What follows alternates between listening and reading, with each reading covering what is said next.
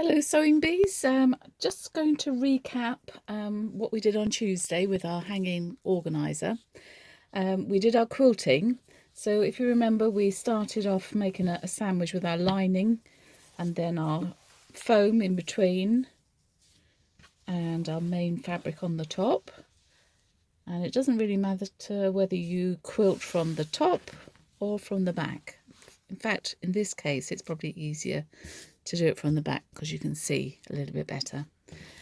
So that's what we did. We sewed our lines about 1 centimetre apart, and then once we'd done that, and that was quite long-winded, wasn't it, doing all those lines, we then cut out 4 of our end pieces pattern.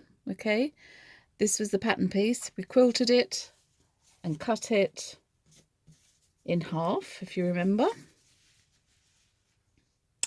We did cut it in half, and then we did our binding on the edge. So let's just go over that binding again. You should have 1/2 metre of a plain cotton that you can use for your binding. A contrast would look good.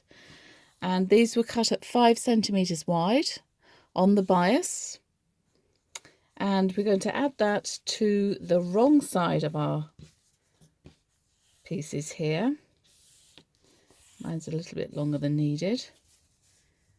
And we're going to sew with 1 centimetre seam allowance down this edge here now. So let me just pull my machine over.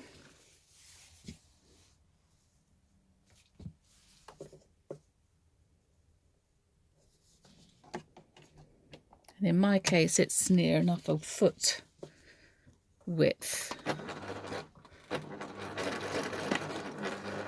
So my stitch length is about 3 and 3.5.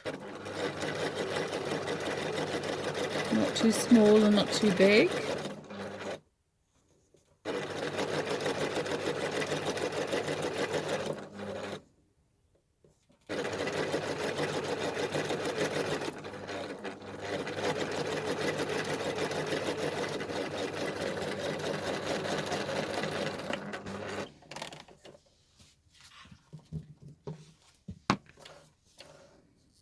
Let's cut that off. Okay, so that's that side. So we're going to bring it round to the front. Make sure you can see. Yep. You could give that a little press. I'm just going to give it a finger press here just to make sure that it's coming right over and stays in place. So bring it round to the front, do a little fold, and then what you're looking to do is just come over to meet that sewing machine line there. So it just should just hide that machine line. Use some clips.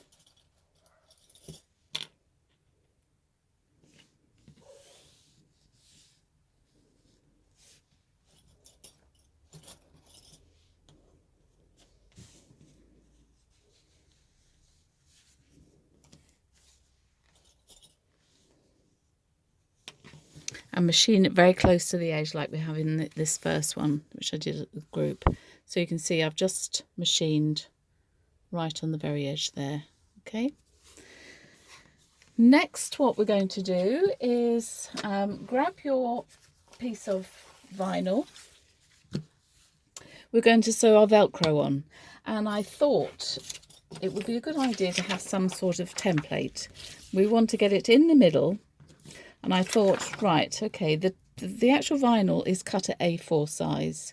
So I folded my A4 piece of paper here into quarters and found my middle. I then drew the width of my Velcro and drew some lines. Let me get a piece of Velcro here. So this would be your Velcro. Mine is actually cut at 15 centimetres, but I think it says 16. Whatever you want to do it at is good. So I've got a little box there, and the idea is that you're going to place your vinyl over the top,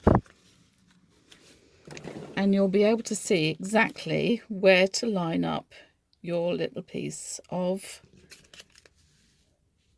Velcro. So use a piece of sticky tape. Place it in the centre of your vinyl, as you're not going to be stitching over it. And that will hold your Velcro in place while you stitch around it, okay?